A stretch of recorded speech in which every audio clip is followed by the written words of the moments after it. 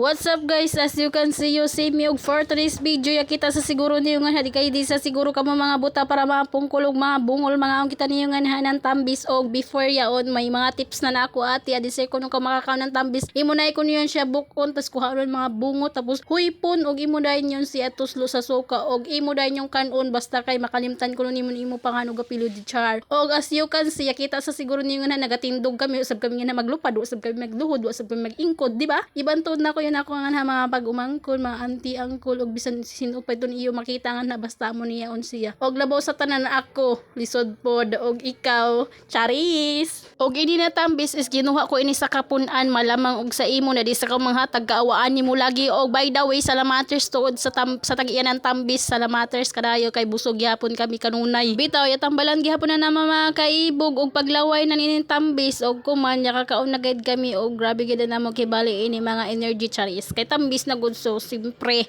ato gid yun siya apragan og sulit gihapon na nako pagkaon ng tambis bawi kay bali sa pagkaat ko kay na sa tambis kay grabe amo da kun unggoy nagikuran-kuranan mo balhin sa pikas kapunan mo kadto na sa sanga basta kay grabe na ako paningkamot dili ako madabas kay oy way mo tamok sa ato amo da gud yun siya nang gugma kun dili na siya ganahan sa imo charisoy bisan uno da kan lamang anihin ako gipang istorya bibi okay da ka o epekto na siguro din tambis kanimo pag voice over kanimo pagtanong kay kuman na bibi kay mo da kon medyo sa ilo bitaw salamat sa iyo tanan bye bye.